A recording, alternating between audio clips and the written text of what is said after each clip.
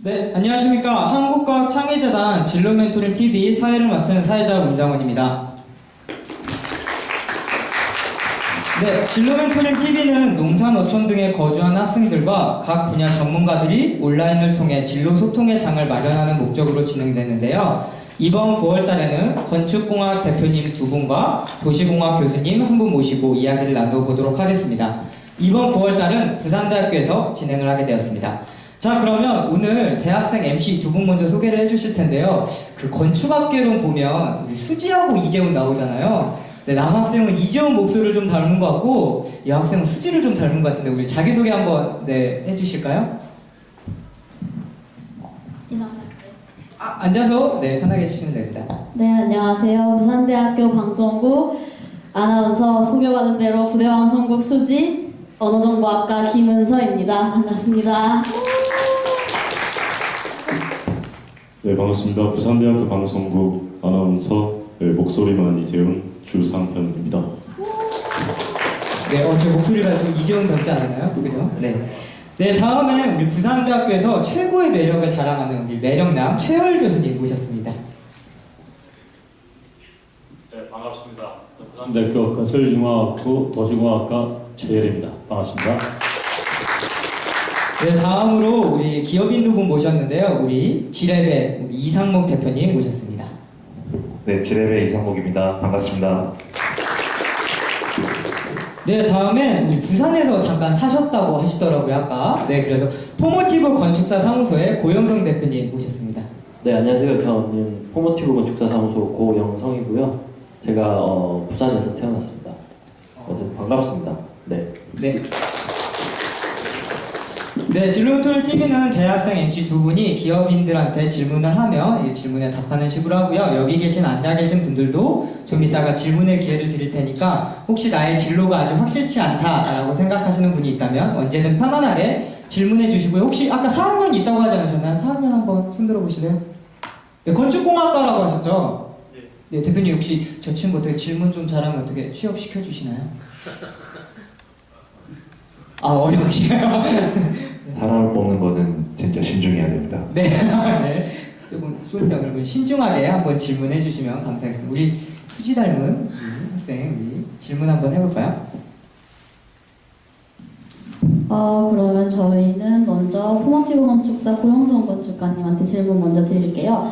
포모티브 건축사 사무소가 정확히 어떤 일을 하는지 대표님께서 주로 담당하시는 일이 무엇인지 간단하게 소개 한번 해주시겠어요?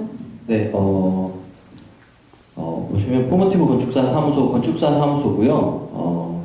지금 건축공학과 학생들도 있고 건축학과 학생들도 있을 거예요. 그래서 주로 설계사무소에서 하는 일들은 건축학과 학생들이 그 취업을 하게 되면 이쪽으로 와서 우리가 살고 있는 이 집들을 설계하는 일들을 하게 됩니다. 그리고 제가 주로 저희 사무실에서 담당하는 일은 뭐 디자인도 하고요. 그리고 공공 디자인, 마을이나 이런 것들 보면서 어떤 그 건축가로서의 재밌는 상상을 한다거나 여러 가지 그런 재밌는 일들을 하기 위해서 눈에 불을 켜고 밤낮으로 이렇게 돌아다니는 역할을 하고 있습니다. 네. 네, 좋은 일 하시네요. 그죠? 네, 우리 그러면은 근데 보통 건설업 하면은 건설에도 토목이 있고 건축이 있고 뭐 환경 준비 다양하게 있는데 혹시 그 중에서 건축만의 뭐 특징이나 장점 같은 게 있다면은 뭐가 있을까요? 저한테 일단 다 질문하시는 건가요? 저한테 먼저? 네. 네, 알겠습니다. 아무래도 좀 창의적인 분야다 보니까 성취감이 있어요. 그래서 자신이 이제 상상하거나 어떤 뭐 공간에 대해서 느끼는 점들을 그대로 이렇게 만들어낸다거나 결과물로 도출될 수 있는 것들을 경험할 수 있기 때문에 굉장히 희열을 느낄 수가 있고, 그 다음에 그런 것들이 직접 눈으로 확인됐을 때 성취감을 굉장히 크게 느낄 수 있는 게 장점이라 생각을 하고요. 그리고 여러 사람들의 이야기를 듣고 그것을 공각으로 만들어내는 역할을 하기 때문에 보람도 아주 크다고 생각을 하고 있습니다. 네. 네, 듣다 보니까 좀 궁금한 게 생겼는데 포모티브 건축사 사무소나 지랩이나 이제 대표적인 건축물들이 있잖아요. 네, 아까 자기소개해 주실 때는 어떤 대표님에 대한 개인적인 소개를 했으니까 회사 소개를 한번 해주시면 어떨까요? 그래야 좀 학생들이 듣기에도 좀 이해가 쉽지 않을까요? 그리고 이제 지랩 대표님부터 우리 뭐 지랩은 이런 건축물이 대표적이고 뭐 이런 장점을 가지고 있다. 뭐 이런 거 있을까요? 예, 그 지랩은 제로 플레이스 디자인 랩을 줄여서 지랩이라고 합니다. 이름을 지을 때 저희가 이제 저는 오늘 대표 선수로 왔지만은 저하고 저 이상묵하고 노경록, 박중현 이렇게 세 명의 사람이 만든 회사이거든요. 저희가 회사를 처음 만들 때 저희 부모님 집을 고치는 일부터 했어요. 저희 집 그러니까 영가든이라는 식당이었는데 낡은 식당을 저희가 이제 누구나 와서 편하게 머물 수 있는 모든 것을 내려놓고 영으로 돌아갈 수 있는 곳이다 해서 제로 플레이스라는 이름으로 저희 아버지 영가든이라는 식당의 이름을 버리지 않으면서 이렇게 살리는 프로젝트를 했었는데요. 그때 사실 회사를 다니면서 했습니다. 그 프로젝트를. 부모님의 프로젝트다 보니까 그리고 또 욕심이 좀 났어요. 뭐 아시겠지만 이제 건축사가 있거나 없거나 이런 게 되게 요즘 또 이슈 중에 하나인데 저희는 당시에 이제 건축사가 없는 상태였거든요. 근데 저희 부모님의 건물은 리모델링을 할 수는 있더라고요. 그래서 리모델링을 어떻게 보면 저희 세 명의 나름의 의기투합을 해서 전 선배님들이거든요. 두 분은 1년 학교 선배님들인데 의기투합해서 예를 들면 단순히 건축을 하겠다는 생각보다는 좋은 전 스테이라고 그러는데 숙박 공간을 만들겠다는 마음으로 그 첫 프로젝트를 회사를 만들기 전에 했었고 그 프로젝트가 3년째 이제 잘 운영이 돼서 3년째 되던 해에 이제 좋은 분들이 제 고등학교 친구를 비롯해서 좋은 분들이 그 프로젝트를 보고 나서 아 우리 집도 이렇게 해줄 수 있을까라는 질문으로부터 저희 셋이 멀쩡한 회사를 관두고 2013년 9월에 노경록 씨가 퇴사, 10월에 이상목 제가 퇴사, 11월 박중현이 퇴사하면서 온 집안의 걱정을 뒤로 안고 창업의 길로 들어섰습니다. 그래서 이제 저희가 2014년 1월에 사업자를 냈고요. 실제적으로 저희 지랩을 조금 알리는데 큰 역할을 해줬던 대표적인 공간 건축물이 있다면 제주도의 눈먼고래라는 곳을 말씀드리고 싶습니다. 100년 된 돌집이고요. 사실 100년 전에 지어진 돌집이지만 저희가 봤을 때는 되게 허름하고 사실 그 동네 쓰레기장 옆에 있던 약간 좀 폐가처럼 물론 사람이 살고 계셨습니다. 폐가라고 할 수는 없지만 이렇게 오래된 건물이 있었는데 그 건물을 저희가 그 속살이나 시간의 깊이들을 잘 해석해서 잘 이렇게 머물 수 있는 공간으로 만들었는데 지금 올해 눈먼고래도 3년 차에 이제 접어들거든요. 운영을 한지 많은 사람들이 그곳에서 스몰 웨딩도 하고 그다음에 회가변, 돌파티, 인생에 굉장히 중요한 경험들을 그곳에서 하고 있는 거를 이제 바라볼 때마다 이 일을 시작한 거에 대해서 되게 보람있다 그런 생각을 하고 있습니다. 예, 이상입니다. 네, 혹시 저 부모님 집을 고쳐주셨다고 하셨는데 나중에 저도 혹시 기회가 된다면 부탁드리도록 하겠습니다. 프로젝트는 늘 신중하게 검토하고 있습니다. 네, 우리 포모티브 건축사 사무소는 어떤 건축물이고 회사 소개 한번 부탁드립니다. 포모티브 건축사 사무소는 이름이 좀 어렵잖아요.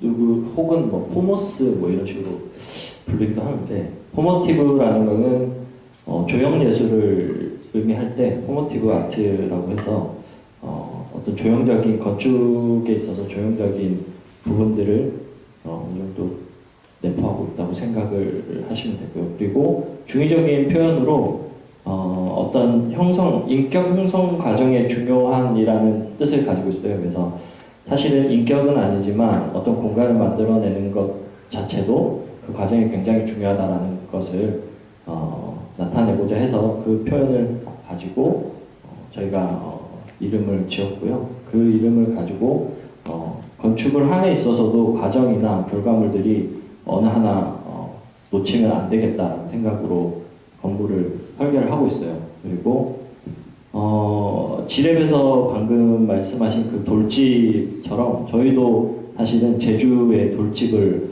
고친 경험이 있어서 그 돌집으로 인해서 저희가 제주에 자리 잡을 수 있었거든요. 그래서 애월에 이제 토리 코티지 카리 클린트라는 옛날 한 200년 된 돌집이었어요. 그래서 다시 그 돌집을 고치면서 제주 첫 진출을 해서 굉장히 많은 일들이 있었는데 그게 여러 언론이나 이런 곳에 잘 알려져서 그걸 기반으로 해가지고 저희가 성장할 수 있었지 않았나라는 생각을 하게 됩니다. 제주에서는 아마 저희하고 지랩하고 이렇게 또 다른 회사가 있는데 저희가 너무 이렇게 진입 장벽을 높게 만들어놔서 다른 회사들이 못 들어오고 있어요. 네, 그렇습니다. 그런 회사고요. 뭐 더 궁금하시면 페이스북이나 네이버에 치시면 나옵니다.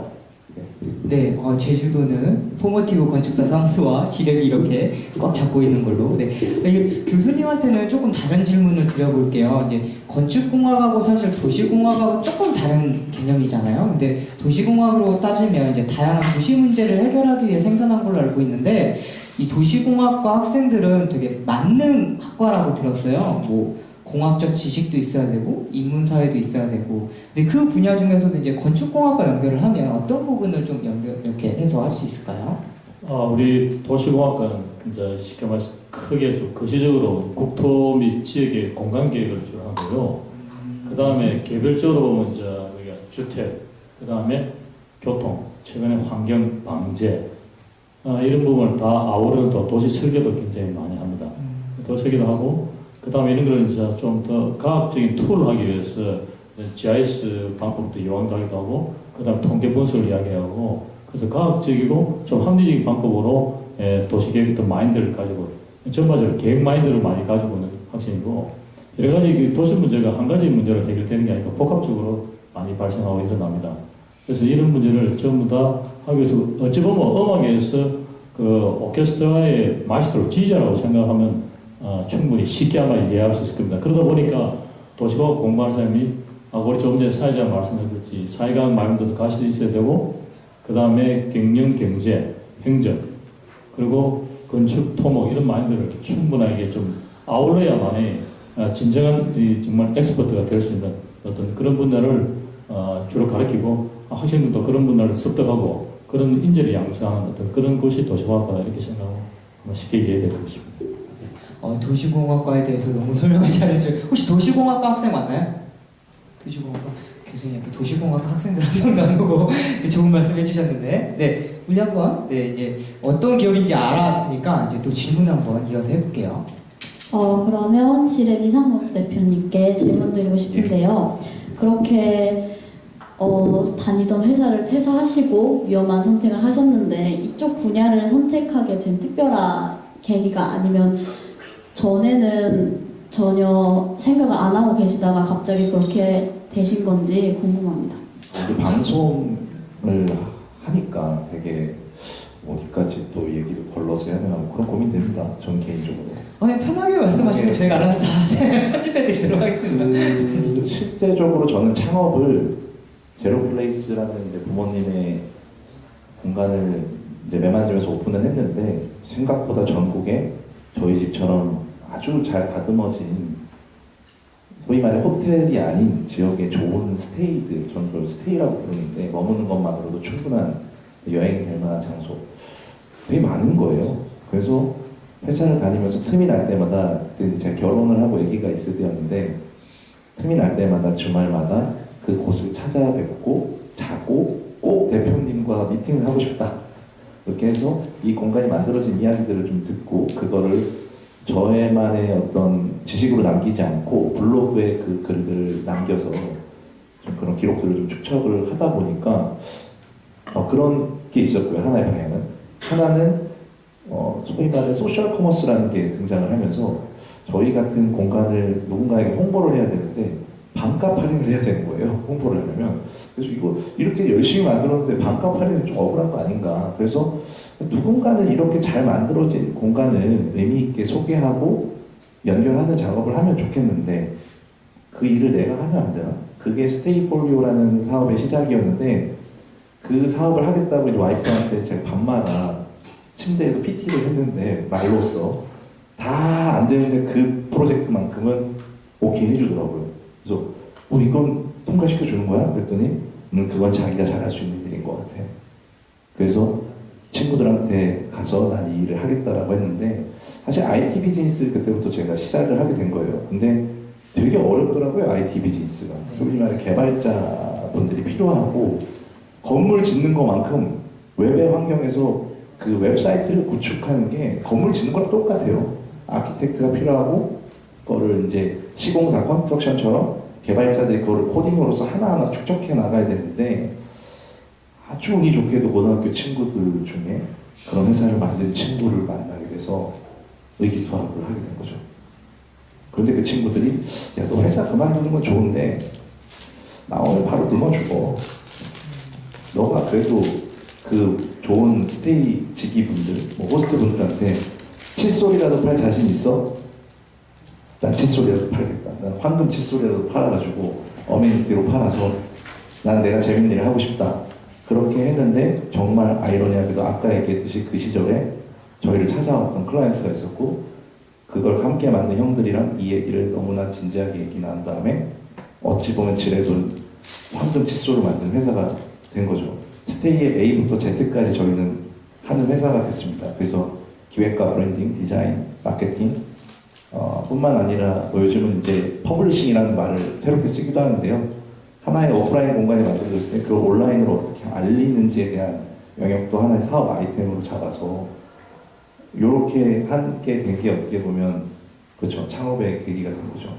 뭐 여기까지 설명을 드리면 될까요? 예. 근데 결혼을 하시고 사실 창업하기가 쉽지 않으셨어요? 이게 쉽지 않습니다. 아기가 있으면 더 쉽지 않습니다. 그죠. 애기 혹시 몇 살? 저는 이미 딸 8살이고 아들이 4살인데 쉽지 않죠. 그러니까요. 예. 어떻게 네. 자기들이면 장모님은 안모 야이 친구한테 이 딸을 괜히 준대 생각을 좀 해. 그래서 저희가 실제로 창업을 하기 전에 이제 저희가 3명이 아까 창업했다고 했잖아요. 네. 어머니, 아버님들 모시고 가족들을 모시고 우리가 이렇게 회사를 만들겠다. 그리고 이렇게 나아가겠다라는 나름의 뭐 PT를 했습니다. 그래서 이제 거기서 박수를 받고 그래 돈 꺼줄 생각은 하지 말고 열심히 해봐. 그래서 아직까지는 잘 순항하고 있는 것 같습니다. 교수님 말씀 듣다 보니까 교수님 이제 부모님의 입장에서 이렇게 말씀해 주신 것 같아요. 만약 교수님께서 내 자식이 만약에 이렇게 창업을 하겠다, 건축 쪽으로 하겠다라고 어떻게 좀 지원해 주시겠어요? 제가 딸이 둘이기 때문에 딸이 창업하겠다 그러면 어느 정도는 이해를 하겠어요. 네네. 혹시나 만약에 딸이 창업에 실패되면 좋은 남자 만나면 한 번 더 once more 했지만 네. 만약에 아들이 창업하고 실패하면 과연 요즘 젊은 여성들이 이런 사람 실패한 사람 받아두겠나 이런 부모 마음에서는 그렇게 보수적인 마인드가 가질 수밖에 없다 이렇게 일단 말을 전하고 싶어요. 근데 오늘 또 교수님 또 생각이 바뀌실 수가 있는 게 또 이제 성공한 대표적인 기업가 두 분을 또 오셨으니까 이제 교수님 혹시 나중에 또 생각이 또 바뀌실 수 있지 않을까요? 안 바뀌실까요? 그래서 그때는 내가 그런 말 했던가 하고 근데 우리가 말하는 시침이 딱 빼야죠. 그때 시치미를 네. 알겠습니다. 네, 우리 네, 저는 이상목 대표님과 고영성 대표님께 같이 질문드리고 싶은 게 두 분 다 제주도에서 시작하시고 좀 꽉 잡고 현재 계신다고 하시잖아요. 그럼 그 제주도에서 시작하게 된 계기와 어떤 매력에 걸려서 제주도를 꽉 잡게 됐는지 듣고 싶습니다. 일단 뭐 특별한 계기가 있었던 건 아니고요. 워낙 배고팠던 시절이라서 처음에 창업을 하면 누구나 그렇듯이 되게 배가 고프잖아요. 그래서 일단 뭐 닥치는 대로 일을 다 하게 됩니다. 그래서 뭐 심지어 12평, 10평짜리 인테리어도 해봤고 직접 몸으로 뛰어가면서 그리고 이제 들어오는 설계 일이나 디자인 일들은 다 하게 됐는데 되게 우연한 기회에 저희가 사무실을 쉐어하고 있었어요. 왜냐하면 그때는 사무실 그 임대 비용도 내기 힘든 상황이어서 사무실을 쉐어해서 쓰는데 거기에 인테리어 사무실이 같이 쉐어를 해서 쓰고 있었어요. 그쪽을 통해서 일이 들어왔는데 인테리어다 보니까 건축을 모르니까 저희한테 이제 같이 해보지 않겠냐라고 해서 제주도 일을 시작하게 됐는데 어떻게 보면 그 일이 남들이 잘 하지 않을 때 시작했던 일들이어서 그 돌집을 고치는 일들이 굉장히 그때는 초기 단계였거든요. 그래서 저희가 이제 신중을 기해서 고치고 설계하고 했던 것들이 잘 알려져서 그걸 또 계기로 잘 될 수 있었던 것 같아요. 네. 네네. 그다음에 이정국 대표님. 네. 제주 얘기죠. 근데 저 오늘 자리가 되게 특별한 게 아마 고영성 그 건축가님하고 저희하고 첫 클라이언트 같습니다. 아 정말요? 예. 그래서 오. 토리의 이창길 대표님이라고 계시는데 첫 번째 프로젝트를 고영성 대표님이 하시고 두 번째 프로젝트를 저희 지뢰에서 했어요. 그래서 아주 좋은 인연인 거죠. 그리고 제가 아이러니하게도 이렇게 페이스북으로는 교류를 많이 했는데 만난 거 오늘 처음이에요. 그래서, 아 정말요? 네, 그래서 아까도 여러 대화를 나눴는데 신기하다고. 아무튼 그런 특별한 인연이 있고 그 이창길 대표님의 부모님이 제주에 사시거든요. 그래서 그 이창길 대표님 잠깐 말씀드리면은 영국에서 유학을 하시고 나름 이런 여행과 뭐 재생의 문화에 관심이 많으신 분이신데 놀랍게도 제주도의 일을 같이 해보자고 의기투합을 했을 때 클라이언트가 저희한테 제주도의 숨은 장소들, 요즘 뭐 효리네 민박으로 여러분들 많이 보실 텐데 네네. 그런 숨은 장소들을 자동차를 타고 여행을 다 시켜주시면서 영감을 받아봤으면 좋겠다고 그렇게 봤던 프로젝트들 중에 물고기 카페라는 것도 있었고 물고기 카페요? 예, 그 장진우 감독이 만드신 카페였는데 그러니까 좋은 그런 제주스러운 공간들을 많이 보여주셨어요. 그래서 그 지역색에 대한 이해를 좀 특별하게 하고 오름이라든지 한라산, 뭐 바다, 올레길 이런 곳을 보면서 여기에 건축을 하기 위해서는 진짜 신중해야겠구나 그런 생각을 많이 하게 됐고 저희가 제주도 일을 할 때 원칙이 몇 가지 있는데 첫 번째 이상의 건물은 안 한다. 3층 이상은 안 예, 하시고 3층 이상의 건물은 의뢰가 들어오면 거절합니다. 이유가 있을까요? 3층은 제주도에서는 저희가 봤을 때는 자연에 겸손하지 못한 것 같아요. 예. 그리고 태풍을 몇 번 3년간 겪으면서 그 무서움을 몸소 실제적으로 경험해봤기 때문에 프로젝트에서 어쨌든 3층 이상의 프로젝트는 하고 싶지 않다는 원칙을 만들기도 했습니다. 그건 어떻게 보면 제주도를 사랑하는 마음에서 될 수도 있고요. 예, 그렇습니다. 제가 그 인터넷으로 이제 대표님 두 분 한번 찾아봤어요. 인터뷰를 한번 찾아봤는데 지룹 대표님께서 그런 말씀하셨더라고요. 역사와 전통을 지키는 건축을 하고 싶다. 그렇게 말씀하셨는데 지금 말씀 들으니까 그 말씀이 확 와닿는 거예요. 그리고 포모티브 건축사 그 대표님도 제가 찾아봤어요. 그랬더니 마을 안에 또 다른 마을을 상상하며 지었다. 뭐 이런 말씀을 하셨더라고요. 이 말씀은 조금 좀 이게 좀 한번 설명해 주시겠어요? 사실 이제 집을 설계하는 거는 뭐 다들 아시겠지만 아파트에 많이 살잖아요. 네. 근데 단독주택을 설계한다는 거는 어떤 한 가족을 위한 그 공간을 그 건축가로서 이렇게 정리를 해주는 역할인 거죠.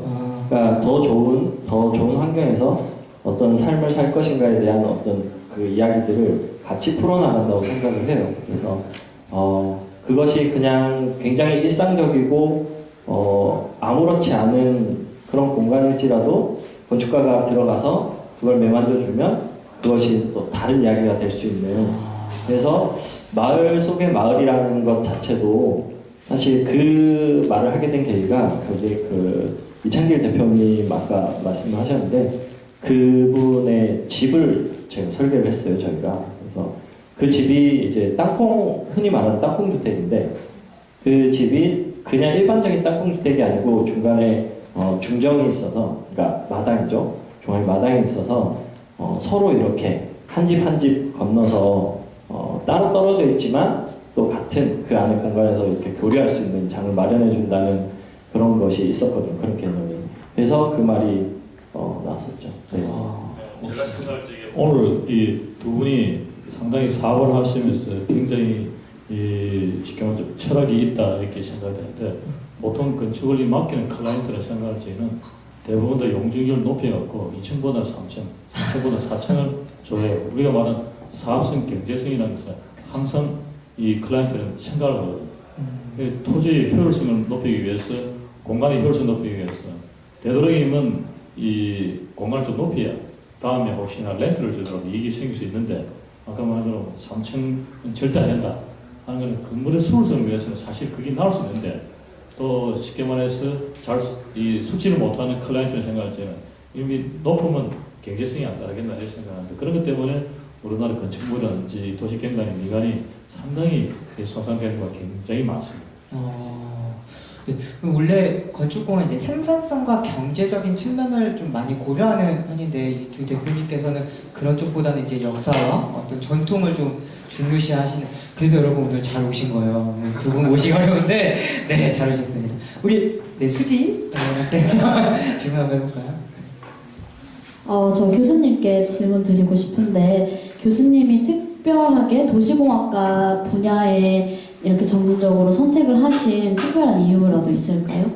제 원래 저기 학부 베이스는 사회과학이었어요. 사회과학인데 이 당시에 저기 유학 갈 때 그 당시에 미국의 뉴스 매체를 볼 적에 어반 플래너가 미국의 인기 지급의 랭킹 4위에 돼 있었고, 그 다음에 사회과학의 어떤 분야보다는 어반 플래닝 쪽에서 미국의 스칼러십이 굉장히 많았어요.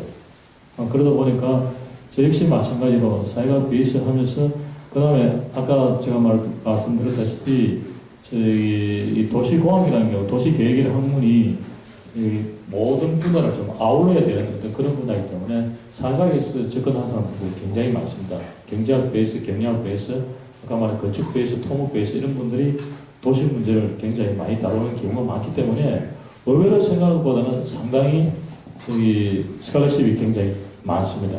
많고, 그 다음에 우리는 왜 지금 어반 플래너가 거기 안 떴나 그러면, 사실 도시 계획이 건축이나 토목에 비해서는 역사가 짧습니다. 이 부산대학교에도 89학번이 제1학번입니다. 그러다 보니 역사가 짧다 보니까 어찌 보면 형님들한테 좀 치이가 있어요. 이게 토목이나 건축이 좀 형님이 있어요. 그러다 보니까 우리나라에서도 지금 생각할 적에 대부분 다 건축직, 토목직이 있지만 도시계획직이라고 공무원도 별로 없습니다. 그래서 최근에 와서 이제 도시계획에 대해서 이제는 이게 종합이고 한 문제로서 해결되지 않구나, 이건 다각도로 해결되었구나 생각하고 LH 공사에서도 최근에 도시계획직이라고 정의를 따로 뽑습니다. 따로 뽑고, 그 다음에 공무원직에서도 도시계획직을 최근에 각 지자체에서 신설한 경우가 굉장히 많습니다. 의외로 스코프가 굉장히 다른 데보다는 좋죠. 왜냐하면 도시계획 전공한 사람들 가기가 굉장히 좋죠. 그래서 그런 면도 상당히 장점이 있다, 이렇게 말씀드리고 싶습니다. 아무래도 이제 신설 생긴 지 얼마 안 된 학과다 보니까 계속 새로운 일자리가 좀 생겨나고 있다는 말씀이신 거죠? 지금 오신 분들 도시공학과 혹시 있으신가요? 이게 아마 이 위에 타이틀이 건축공학이다 보니까 우리 학생들이, 도시공학 학생들이 아마 많이 참석을 안 한 것 같아요. 네. 좋은 말씀 너무 많이 해주시는데. 네. 교수님께 질문드리겠습니다. 저도 지금 사회과학대 다니고 있는데, 저 말씀 들어보니까 되게 매력적인 학과인 것 같아요. 도시공학이 좀 다른 분야랑 여러 개 아울러서 시너지가 발생할 수 있다고 하셨는데, 그럼 좀 진학면에서도 막 복수 전공이나 부전공에 좀 좋은 학과가 있을까요? 그래서 최근에 이제 이 도시공학에서 주택이나 도시재생 이런 분야에 굉장히 주로 다루면 이제 부동산 있는 분들이 굉장히 많습니다. 그런데 이제 아까 우리 건설이나 건축, 토목 이런 분들이 경제학 마인드를 굉장히 갖지 못하는 경우가 있어요. 그래서 학생들이 경제학이라든지, 안 그러면 최근에 이제 데이터를 갖고 진행을 해야 되기 때문에 통계학이라든지 이런 것도 굉장히 많이 하고, 그 다음에 저희 도시공학 같은 데는 지금 건설융합으로 CK 사업을 하고 있습니다. CK라는 크리에이티브 코리아의 이야기인데, CK 사업해갖고 저희들이 토목, 이게 건축, 그 다음에 건축공학, 도시공학이 4개가 1학년 때부터 학부제를 하고 있습니다. 학부제를 하고 있고, 또 그 다음에 우리 큰 장점은 뭐냐 그러면, 각 학생들이 만약에 자기가 도시공학과 학생이라면 토목공학과 수업을 들으면, 방제 수업을 만약에 들으면 방제 프로그램에 도시공학을 학사를 하나 받고 방제 프로그램을 하는 이수점을 받습니다. 또 그 역시 마찬가지입니다. 토목공학 학생이나 건축공학 학생들이 도시공학에 만약에 도시 및 부동산이라든지 아까 도시 재생 분야를 이게 한두 과목만 들으면 거기에 대한 학사 자격증을 외 플러스 프로그램에 대해서 이수했다는 걸 봤기 때문에 예, 복수 전공은 아니지만 어떤 그런 자격증도 하나 갈 수도 있고 아까 만약에 복수 전공을 한다면 그런 거하고 접목을 시키면 굉장하게 시너지 효과가 오를 거라고 생각합니다. 교수님 조만간에 전과할 것 같은데 잘 익혀주시면 네, 좀 잘 봐주시면 좋을 것 일단은 같아요. 우리는 전과하고 웰컴입니다. 네? 웰컴이에요, 웰컴. 아 웰컴. 되도록 우리까지는 가는 학생 좀 막으려고 그러고 오는 학생 받으려고 해요. 어제 보면 이 학과에 또 셀핏이 20대겠죠, 그죠? 네. 교수님한테 좀 이따 인사드리고 가면 좋을 것 같아요. 네. 저는 이상국 대표님께 질문 드리고 싶은데요. 아까도 스테이라는 단어를 되게 사용하셨는데 지랩에서는 제가 사전 조사를 좀 해보니까 건물을 짓는 것 외에도 스테이폴리오라는 숙박 큐레이션 브랜드도 있던데 이건 정확히 어떤 걸 하는? 말씀드렸던 스테이폴리오라는 큐레이션 네. 플랫폼을 운영하고 있습니다. 어떤 거냐고 여쭤보신 거죠? 그게 정확히 어떤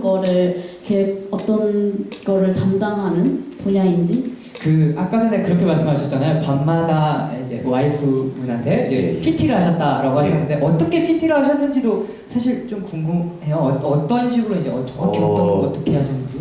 이런 식으로 했던 것 같습니다. 예를 들면 여보, 우리 해외에 정말 멋진 집을 짓고 그곳을 여행 숙소로 만든 친구의 집을 한번 놀러 가보고 싶지 않냐. 스테이폴리오라면 그걸 꿈이 아닌 현실로 이루어줄 수 있을 것 같다. 낭만적이시네요. 네, 그래서 스테이폴리오의 첫 번째 목표는 국내에 정말 좋은 파인 스테이들을 정말 드러나 있지 않거든요. 그분들은 드러나 있지 않은 그분들을 저희가 소위 말해 아련하고 찾아뵙고 그분들이 그 공간을 만든 이야기를 인터뷰를 하고 그것의 가치를 좀 더 알릴 수 있는 매거진이라는 서비스가 있고요. 그리고 조금 가볍게 저희가 픽이라고 해가지고 일주일에 한두 번 정도의 그 주기를 갖고 매번 스테이들을 아마 대한민국에서 가장 좋은 스테이들을 가장 빠르게 소개하는 사이트일 겁니다. 저희 사이트가.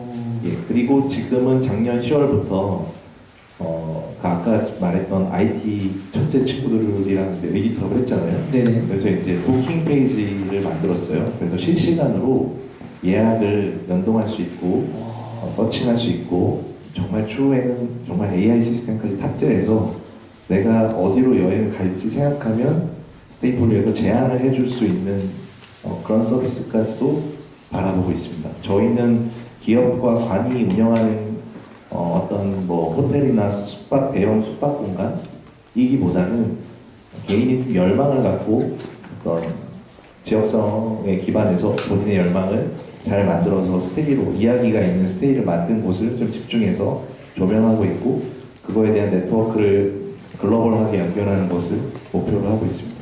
이 혹시 어플리케이션으로도 좀 나와 있나요? 아직은 어플리케이션 개발은 안 했고요. 그냥 stayfolio.com으로 들어가시면은 아. 언제든지 보실 수 있습니다. 예. 그 요즘에 이제 융합이 대세잖아요. 근데 이제 대표님께서는 보면 이제 건축공학과 어떻게 보면 좀 건축과 IT를 조금 융합한 것 같은데 좀 다른가요? 예, 계속 질문하시는 거죠? 네네네. 궁금해서 이제 개인적으로. 근데 저는 모든 학문의 끝단은 같다고 봅니다. 예, 모든 학문의 끝. 좋은 가치를 추구하는 거라고 생각하고요.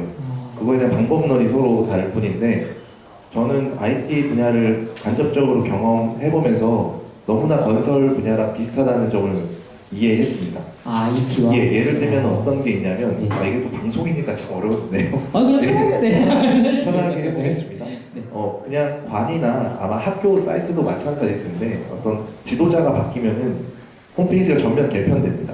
그쵸. 그러니까 이제 어떻게 보면 저희는 페이스북 같이 DB를 계속 쌓아서 만들 수 있는 서비스를 하기가 굉장히 어려운 현실에 있는 거죠. 네. 근데 실제로 IT 하는 친구들을 만나보니 그 친구들도 예를 들면 페이스북 같은 예를 들면 싸이월드가 저희가 결국 페이스북에 초월당했잖아요. 그죠? 하이월드 같은 이제 좋은 저희가 플랫폼이 있었음에도 불구하고 그거를 충분하게 영향 있게 쌓아가야 되는데 어떤 면에서 그 힘과 에너지를 모으기가 쉽지 않았던 거죠. 예를 들면 그거에 대한 뒷면의 이야기까지 하면 너무 복잡하니까. 네네, 그죠. 그래서 친구들과 얘기했던 거는 우리가 좋은 건물을 짓는 것처럼 좋은 IT 서비스를 같이 융합해서 만들어 보면 차곡차곡 한 단계씩 만들어 보면 의미가 있지 않을까. 그리고 우리가 진짜 이 서비스를 유지하기 위해서 돈을 벌어야 된다면 소위 말해 아까 고용성 건축가님 얘기했듯이 5병짜리 인테리어라도 할게. 이 좋은 일을 위해서라면 어떤 일이든 감수할 수 있을 것 같아요. 그런 마인드로 해오고 있는 거죠. 근데 그 가치가 사람들에게 전달됐기에 저희한테 찾아오시는 클라이언트들도 두말을 하지 않아도 서로 어느 정도 취향이나 생각이 비슷한 분들이 오고 계시고 그분들의 또 생각을 반영해서 좋은 스테이트폴리오에 만들어서 소개를 하면 대한민국의 가장 멋진 스테이를 가장 먼저 소개하는 사이트가 되는 거예요. 그래서 이런 선순환이 되더라고요. 좋은 것 같습니다. 네, 두 분 이 자리에서 회사 홍보 엄청나게 나중에 뭐 하고 난 뒤에 그 급이 아주 되겠다. 도로 급이 돼야 되겠다. 보니까 그죠? 회사 홍보 엄청나게 오늘 여기 방송을 통해서 하는 것 같은데. 네, 그죠. 네. 홍보를 위해서 얘기한 거 아니에요? 아, 네네네. 이게 학생들한테도 이렇게 융합이 될 수 있다라는 걸 소개한 거기 때문에. 네.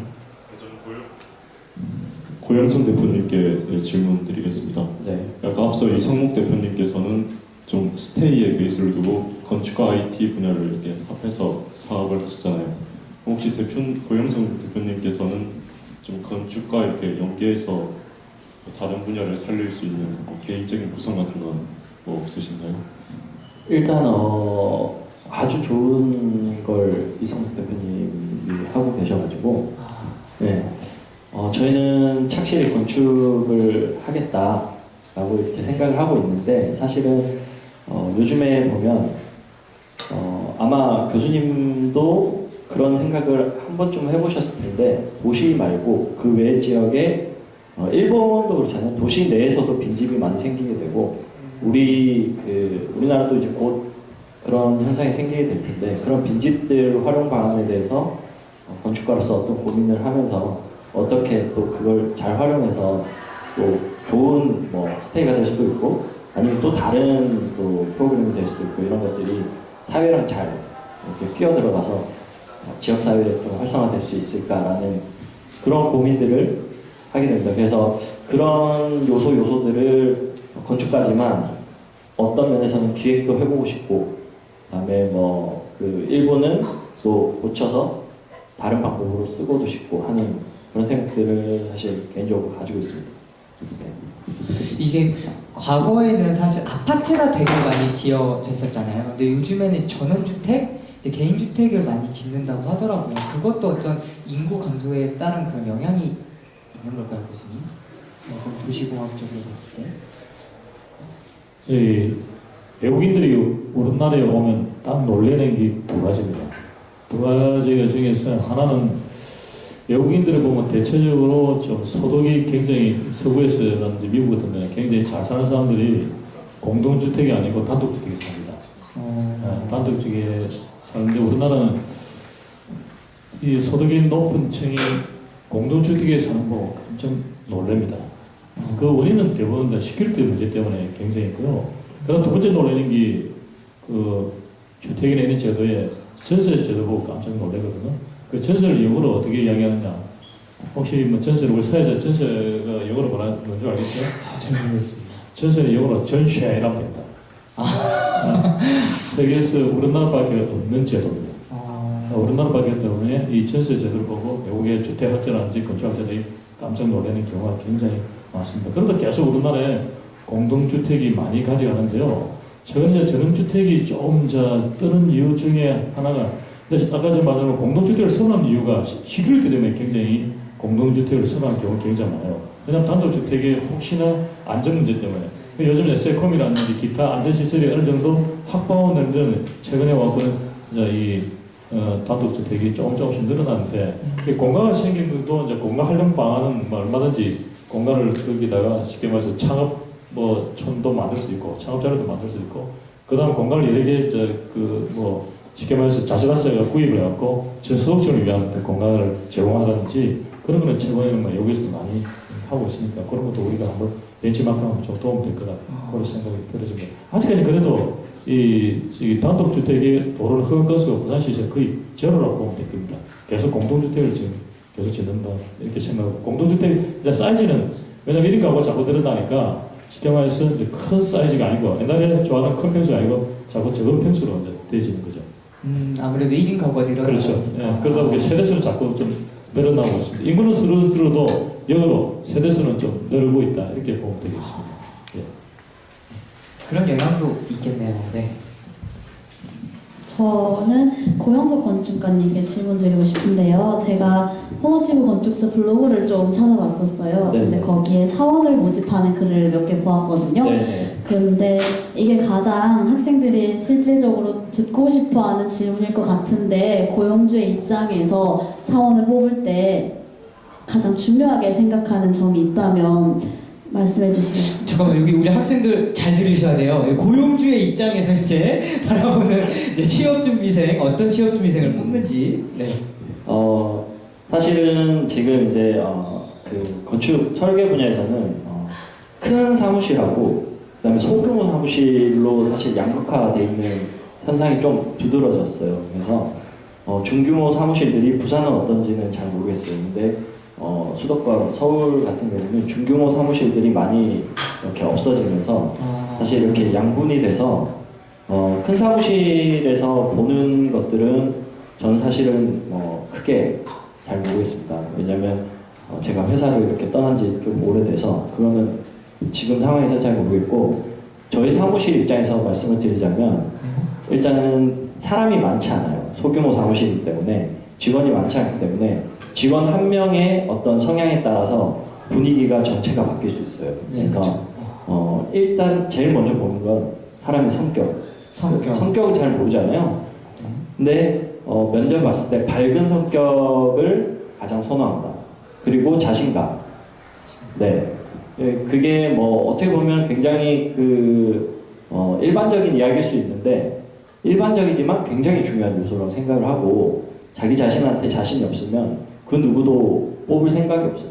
그러니까 뭔가를 이렇게 이야기했을 때 뭔가를 해보겠습니다라고 이렇게 이야기하는 사람은 뽑지 그건 제가 이렇게 돼서 잘 못할 수도 있을 것 같습니다라고 하는 사람들은 사실 고용주 입장에서는 뽑고 싶진 않아요. 네. 그리고 무엇보다 중요한 거는 인성이지만 그 이전에 포트폴리오를 먼저 보거든요. 그래서 자신이 이제 학교 다니면서 했던 과제들 이런 것들을 충실히 이렇게 잘 쌓아간다면 충분히 어필할 수 있지 않을까 생각합니다. 그러면 학생들이 지금 하는 과제들을 조금씩 이렇게 모아뒀다가 이렇게 제출하는 것도 하나의 어떤 노하우가 될 수도 있겠네요. 그죠?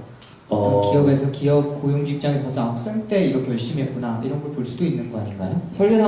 건축 설계사무소 같은 경우는 기본적으로 포트폴리오라는 것을 받아서 보기 때문에 작품집이죠. 네네.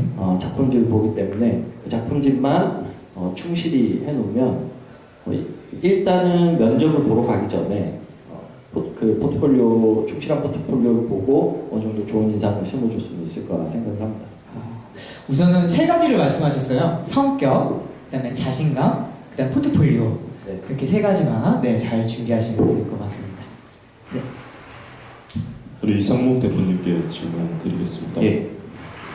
이렇게 저도 일단 비전공자 입장에서 얘기를 들어봤을 때 건축에서 좀 디자인이 상당히 흥미가 끌리는데요. 혹시 건축 디자인을 꿈꾸는 학생들이 좀 필수적으로 준비해야 하거나 아니면 이건 좀 특별히 특화해야 한다는 그런 게 있으면 말씀해 주시겠어요? 여기 건축과 전부 학생인 건가요? 앞에 계신 분들은 아닐까요? 만약에 어디 왔나요, 교수님? 얼굴 아죠? 네. 네. 교수님 어떻게 웃음이 떠나지 않으세요? 이건 학점 잘 받으실 것 같네요. 네. 그러니까 제가 생각하기엔 그런 것 같습니다. 감각. 그러니까 디자인은 감각이 되게 중요해요. 감각은 어떻게 보면 타고나는 걸 수도 있습니다. 그래서 저도 어느 도시 공학과 교수님 계신데 전 대학원 전공을 건축을 택하지 않고 도시 설계를 택했어요. 왜냐하면 제가 감각이 없더라고요. 감각은 없지만 뭐라고 해야 될까요? 안목 어떤 중요한 본질을 찾으려고 하는 안목은 계속 키웠던 것 같아요.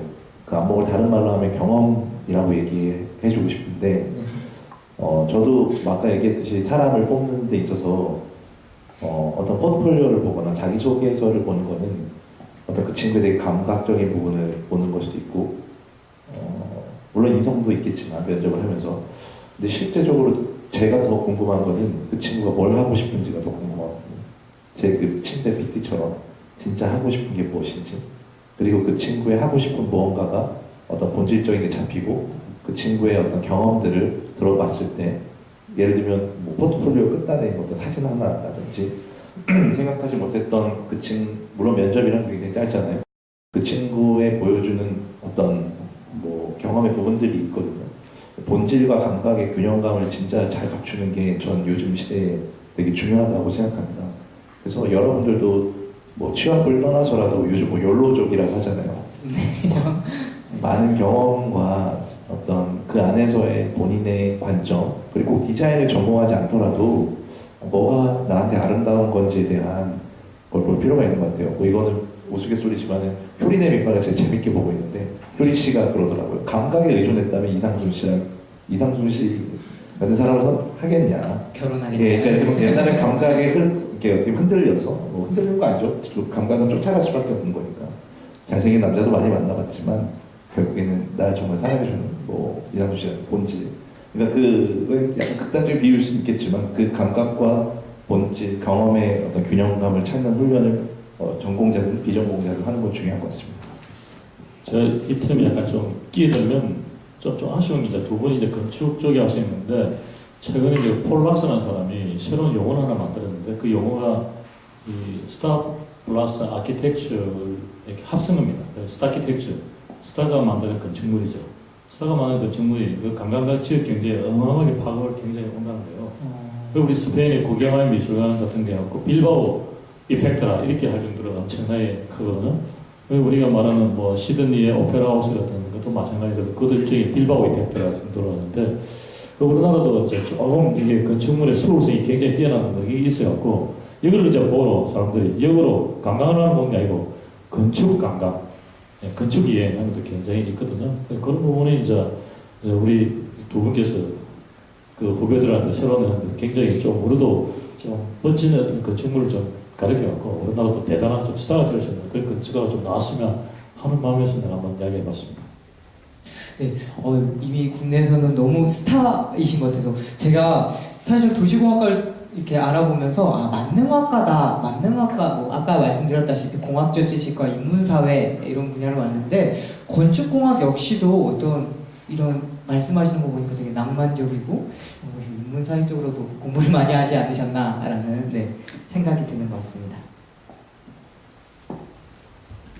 네, 저 교수님께 질문 드리고 싶은데요. 도시공학과가 굉장히 매력적인 학과고 다방면으로 베이스를 두고 있는 학과인 것 같아요. 그렇지만 도시공학과를 졸업하고 난 후에 특별히 이과의 장점을 살려서 취직하기 가장 좋은 직업이 있다면 구체적인 예시를 조금 들어주실 수 있나요? 그 보통 그런 이야기 있잖아요. 자식 마음하고 부모 마음이 굉장히 다르듯이 지금은 이제 보통 이제 자식 마음하고 부모 마음하고 거의 비슷한 것 같아요. 학생들은 일단 그 직업을 선택할 때 부모 영향도 굉장히 많이 받는 것 같아요. 그래서 제일 먼저 요즘에 뭐 사회 추세도 마찬가지겠지만 안정성을 많이 추구하다 보니까 우리 학생들이 우리 도시공학 학생들이 가장 좋아하는 게 역시 공무원 공사입니다. 그에 대해서 우리도 말가불가를 못하겠지만 우리 이제 교수들도 만약에 좀 추천하고 싶은 것도 물론 뭐 공무원이나 저희 공사도 좋지만은 도시공학과도 원래 졸업하면 사실 엔지니어링이 주 목표거든요. 그 엔지니어링이 해갖고 뭐 공공기관에서도 필요한 또 도시 문제, 그다음 사직기관에서도 필요한 도시 문제를 해결해주고 자문해주고 그런 것도 굉장히 주요소인데 이런 것들이 쉽게 말해서 이 건축사 있는 부분도 건축 한 학생들과 불만이 많은 거예요. 일은 굉장히 많고 그 다음에 페이는 그렇게 높지도 않고 그 다음에 미래가 좀 불확실하니까 학생들이 그럼 학생들 어느 정도 알면서도 그나마 그래도 저기 계속 이제 안정성을 찾아가는데 아까 제가 말했지만 도시공학과 학문이 약간 좀 다른 데보다는 조금 와이드합니다. 그러다 보니 최근에 이제 우리가 이야기하는 학생들한테 도시공학과 스코프가 굉장히 넓으니까 감정평가에서도 굉장히 옛날에는 학생들이 감정평가를 공부할 생각 안 했어요. 그거는 이제 상대이나 이런 쪽에서 하는 분야구나 생각하는데 오히려 도시공학 학생들이 요즘 최근에 굉장히 많이 합니다. 많이 하는데 주로 감정평가시는 회사에서는 오히려 도시공학 전공해서 더 손해요. 왜냐하면 공간 구조를 이미 알고 있고 도시계획이라든지 재정비 계획을 갖고 그 다음에 건축에 대한 마인드를 가지고 있으니까 훨씬 더 감정평가 쪽에도 더 정확하게 할 수 있다 생각을 해갖고 더 선호함도 많고 있습니다. 교수님 말씀 듣다 보니까 이제 학생들이 요즘 안정적인 직업을 가지는 게 최고의 직업이라고 생각을 하고 있잖아요. 우리 부모님들 역시도 그렇고 여기 있는 많은 학생들도 그러고 이제 방송을 보고 있는 학생들도 안정적인 직업을 많이 생각할 것 같은데 사실 여기 오늘 모신 두 분은 안정적인 직업이 아니라 사실 창업이라는 게 우리가 인식하기로 일반적으로는 되게 불안정하고 완벽하진 않잖아요. 안정적이진 않은데 그럼에도 불구하고 이렇게 창업에 어떤 매력이 있다면 우리 학생들한테 해주고 싶은 매력 한마디씩 혹시 해주실 수 있나요? 네. 고영선. 일단 뭐 시간을 자유롭게 쓸 수 있어요. 시간을 자유롭게 쓸 수 있어서 저는 사실은 회사를 다 초기에 다녔었는데 뭐 아시겠지만 어느 정도 경력이 있어야지 그 건축에서는 또 그 다음 단계를 밟아갈 수 있어서 울며 겨자 먹기처럼 정말 다녔어요. 근데 그 기간 동안 너무 힘들었어요. 왜냐하면 저는 굉장히 자유로운 마인드를 가지고 있는 사람인데 막 속박되어 있어야 되는 거죠. 그래서 맨날 야근하고 또 아침에 일찍 가서 또 일하고 또 저녁까지 또 일하고 그런 일상들이 너무 지치는 거예요. 근데 창업하고 나서 사실 배는 조금 고팠지만 시간을 굉장히 제 중심적으로 잘 활용할 수 있어서 오히려 뭔가 그 금전적인 것보다 더 많은 걸 얻을 수 있지 않았나. 그래서 그 비는 시간 동안 오히려 다른 것들을 채워가면서 미래를 준비할 수 있지 않았나 이런 생각을 해봅니다. 그게 가장 큰 장점이 아닐까 생각합니다. 되게 좀 그렇잖아요. TV에 보는 직장인들 보면 제가 아침에 이제 이렇게 나가면 이제 지하철에서 되게 많이 힘들어하는 얼굴들을 많이 보는데 제가 이런 방송을 하면서 보면 대표님들은 항상 표정이 밝으신 것 같아요. 그러면서 저게 행복일까? 라는 생각을 항상 하게 되는 것 같아요. 우리 이상욱 대표님은? 저는 늘 창업을 얘기할 때 영화 매트릭스 얘기를 합니다.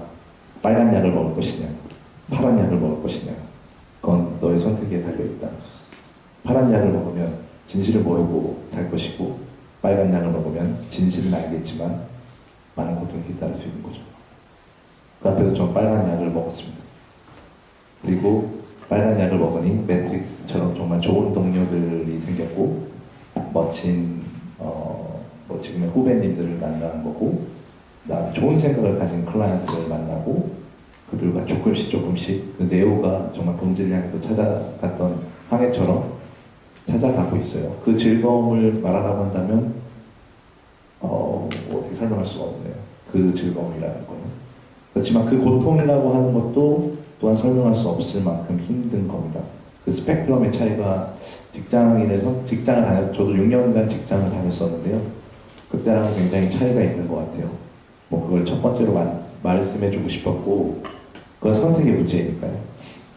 두 번째는 창업이잖아요. 업을 만드는 거예요. 남이 만든 업을 따라가는 거는 무조건 힘들 수밖에 없어요. 어떻게든 그 틀을 뒤집거나 바꾸거나 나만의 사이드로 바꾸는 훈련을 해야 돼요. 대기업이 못하는 일을 어떤 회사가 더 잘할 수 있고 그 회사가 못하는 일을 우리 회사가 더 잘할 수 있고 우리 회사가 못하는 일을 여러분이 할 수 있는 겁니다. 아주 작은 틈바구니에서도 비즈니스를 만들어질 수 있어요. 그렇기 때문에 항상 세상을 보는 본질적인 눈을 잃지 말고 그 틈에서 어떤 걸 발견했을 때 탐구하고 그것을 꼭 질문하고 그것에 답을 찾는 훈련을 하길 바랍니다. 너무 좋은 말씀. 네, 교수님 한 말씀. 네. 사회에서도 그 창업하는 데를 좀 분위기를 하고 또 제도적인 지원도 굉장히 많이 좀 해줘야 됩니다. 창업하는 사람이 실업자가 아니에요. 너 보기에는 아직까지 결과가 안 나오니까 구조적인 실업자로 생각하고 있다고. 구조적인 실업자가 우리가 일종의 마찰적 실업자. 더 좋은 거를 위해서 현재까지는 내가 뭐 실업이라든지 돈을 크게 못 버니까 사회에서도 그렇게 돼주고 그다음 제도적인 지원도 굉장히 좀 많이 해줘야 돼. 결국 창업을 해야만이 나중에 그 창업에 대한 파생적인 이익은 골고루 가져가는데 창업한 사람 혼자거든요. 혼자 사람이 굉장히 외로워요. 그렇기 때문에 이 사람들이 외롭지 않게 주변에서든지 국가라든지 좀 사회에서는 제도적 지원이 굉장히 좀 따라야 되고 물론 제일 먼저 가정에 이해가 있어야 되겠죠. 이해가 있어야만이 되고 아까도 말했지만 창업하는 사람 혼자 고충에 의해서 엄청나게 가지만 나중에 창업에 대한 결과는 모든 사람이 사실 가져간다는 것도 한번 인식을 좀 해줘야 됩니다. 네, 좋은 말씀. 네, 감사합니다. 네, 전 교수님께 질문 계속 드리겠습니다. 요즘 좀 패러다임의 전환이라고 하면 하겠는데 이제 도시 재개발에서 재생 사업이 요새 또 떠오르고 있다고 하더라고요. 그래서 문재인 정부 대선 공약도 도시재생 뉴딜 사업에 있었고, 그럼 이제 이런 추세가 된다면 이제 도시공학이나 건축 분야의 전망이 같이 어울려서 좀 어떻게 될지 물어보고 싶습니다. 어떤 전망에 좀 궁금한 거죠. 네, 도시공을 어떤 식으로 전망이 갈까요? 제가 수업 시간에 애들한테 항상 하는 소리가 도시 계획에서 최근에 가장 없어져야 할 단어 중에 하나가 도시 재생이다. 맹설적으로 그런 이야기를 합니다. 왜 도시 재생이나 그럼 이때까지는 그러면 뭐 각 선진국이라든지 도시에서는 도시 재생 안 했느냐? 다 했어요. 했는데 우리가 유달하게 도시 재생을 많이 해서 과거 또 정부에서 뉴타운이라는 용어를 굉장히 많이 썼어요. 그 당시 뉴타운 안 하면 또 뭐 불이익을 당하고 우리 동네 안 되겠다 생각하고 뉴타운의 용어가 너무나게 흥행했죠. 성행이 아니라 흥행까지도 했다가 뉴타운의 말에 싹 없어져 버렸어요. 최근에 갖고 도시 재생이라는 게 굉장히 많이 있는데 도시 재생 하기 전에도 도시 정비 사업이라는 거 있습니다. 도시 계획에. 우리가 말하는 재개발이라든지 재건축이라든지 이런 거 다 정비 사업이더라고요. 정비 사업인데 이제 정비 사업에 주로 하는 이유 중에 하나가 뭐냐 그러면 아까 말한 사업자라든지 거기 있는 조합원들이 내가 어떤 이익이 생긴다고 생각하면 여기다가 쉬운 말로 달려듭니다. 시공사가 나왔고 시행사가 옵니다. 오는데 사업성이 없다고 생각하는 것은 안 옵니다.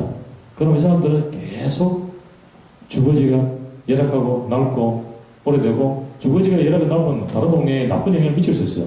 그런 경우는 쉽게 말해서 국가나 지자체라든지 들어와서 해주는 게 도시 재생 산업이거든요.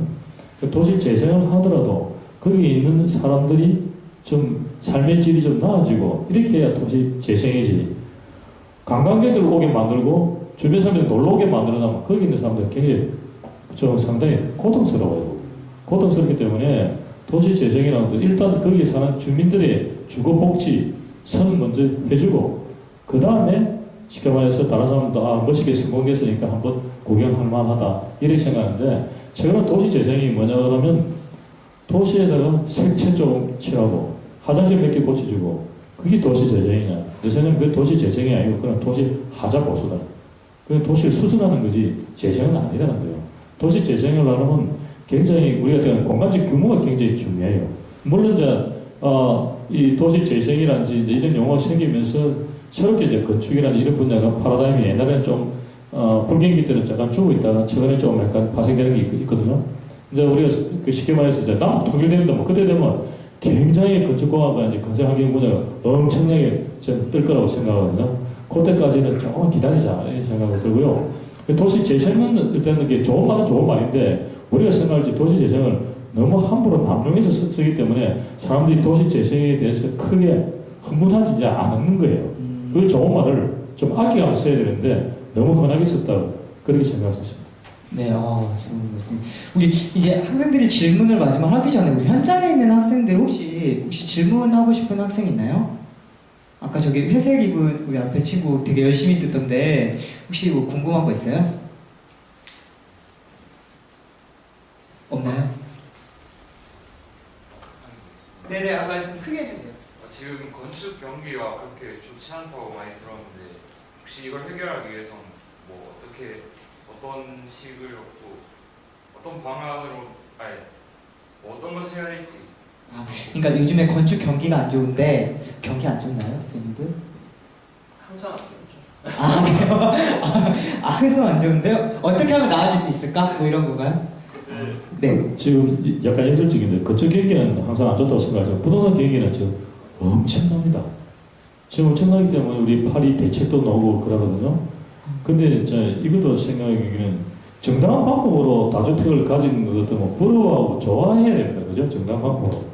근데 지금 생각하면 많은 가구를 가지고 오는 사람도 세금을 더 때리겠다 이 생각하면 정당한 방법으로 예를 들어서 나쁜 방법을 써갖고 뭐 그거 했든지 이런 경우는 우리가 제재를 해야 되지만 좋은 방법으로 해갖고 건축이 다가구 가지고 있으면 그 굉장히 부러워하고 열심히 살았구나 생각을 하잖아요. 그래야 건축 경기가 건설 경기가 살아나는 거지. 지금 생각하면 건축 경기는 아까 전에 별로 안 좋다. 부동산 경기는 엄청나게 지금 올라가 있거든요. 그 말은 뭐냐 그러면 단위주택이 늘어난 것보다는 부동산 가격이 좀 올랐다고 생각을 했죠. 가격이 오르면 사람이 이제 또 올 거라 생각하고 건설 경기는 좀 약간 늘어납니다. 네. 이 학생 입장에서는 왜 경기를 물어보냐면 내가 이 회사를 다니면서 이렇게 경기가 어려지면 실직할 수 있지 않을까라는 걱정에서 아마 그런 질문한 것 같아요. 그죠? 어떤 정책보다는 나는 건축사무소로 가고 싶은데 경기가 어려워지면 일이 없어지고 이러니까 그런 부분을 얘기한 것 같은데 혹시 그 부분에 있어서는 혹시 어떻게 해주실 말씀?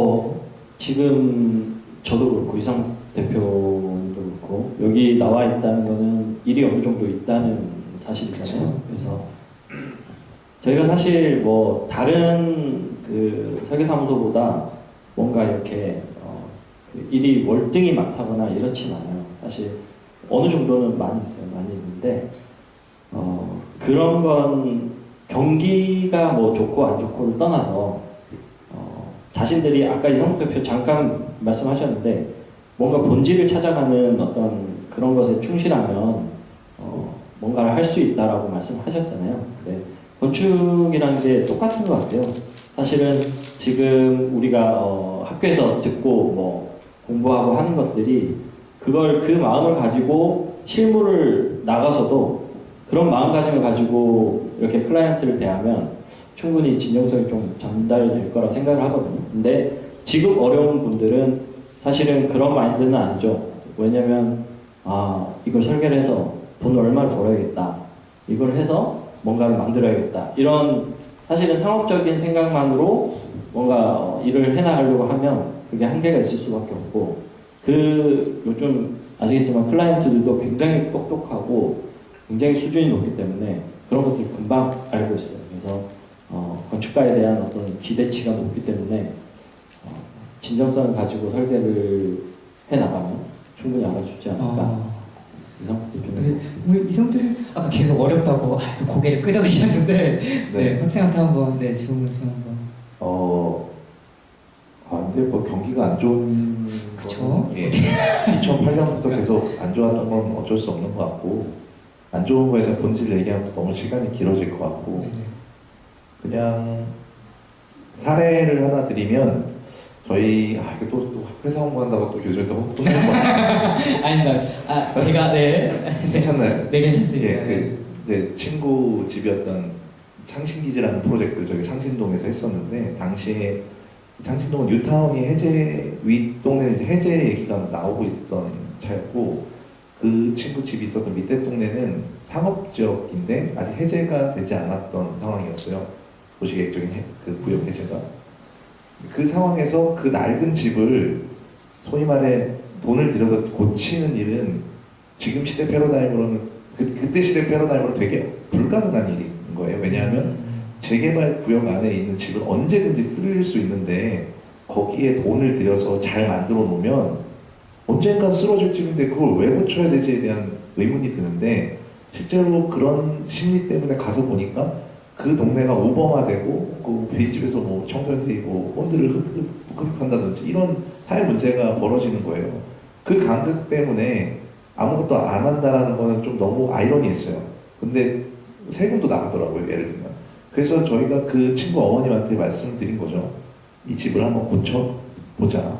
5년 안에는 아무 일이 안 일어날 것이다. 왜냐하면 동대문이라는 것도 역사문화재가 옆에 있고 그리고 이 동네에 대한 재미가 여러 가지가 있어 보이는데 이 집을 잘 고쳐서 숙박 공간 아니면 우리의 오피스 공간으로 쓰면 예를 들면 주중에는 우리가 오피스에 대한 월세를 드리고 주말에는 우리가 외국인을 받아서 일세를 드리는 방향으로 이 집을 그 고치는 비용을 보전해 보겠다라고 했을 때 어머님은 오케이 해주셨던 거죠. 그리고 지금 3년이 지났는데 또 괜찮은 동네가 돼가고 있고 그런 효과 때문에 한두 집들이 이제 더 고쳐지고 그 동네가 조금씩 살아나고 있어요. 그러니까 저는 아까 얘기했듯이 부동산 가격은 높은데 왜 건축 경기는 활발하지 않지에 대한 그 본질적 틈을 파고들다 보면 우리 같은 위험한 해법일 수 있는데 해법을 내보고 거기에 부딪혀보고 그랬을 때 그것들이 갖고 있는 부작용과 순작용이 어떤 것인지 판단해보고 그거를 지주들한테 얘기해서 이런 일에 동참하지 않겠냐라는 지금의 일선동의 일선다다라든지 그런 젊은이들이 그런 노력을 하고 있다는 거를 조금 더 찾아보면 좋을 것 같습니다. 네, 우리 학생이 좀 고민하는 진로 쪽에서 좀 도움이 되었으면. 네, 저기 혹시 또 뭐 더 질문할 거 있나요? 네, 네, 네, 빨간 이분. 질문 더 있으세요? 아니요, 네, 네, 네. 저는 건축공학과 1학년인데 제가 앞으로 후에 2학년, 3학년 혹은 더 멀리는 취직까지 감이 있어서 제가 그 전에 혹시 경험해볼 만한 과정이라던가 뭐 공부 같은 게 학업 이외에도 따로 뭘 하면 좋을지 학업 이에 그러니까 어떤 경험을 빗대어서 좀 들으면 좋을까요? 그죠? 대표님들 어떤 경험? 그러니까 뭐 학업 이에 1학년 학생인데 이제 학업 이에 내가 뭔가를 뭘 하면 좋을까 이런 고민을 하고 있는 것 같아요. 교수님께서 네. 학업 외에 할 수 있는 건 일단 저희 여행을 나는 가라고 추천하고 싶어요. 해외 여행을 가셔갖고 해외에서 일단 뭐 요즘 막 학생들 알바 같은 거 많이 하잖아요, 그죠? 알바 해갖고 일단 돈을 모아 그 돈으로 이제 해외에 가고 보고 싶은 도시, 이때 가고 싶은 도시를 한번 가고 그 며칠 동안 아무 생각 없이 한번 돌아다 봐요. 돌아다 보면 과연 뭔가 인스피레이션, 영감을 받을 거야. 이거 생각하면 이 도시가 예쁘다 생각하면 내가 이 부분을 해야 되겠다.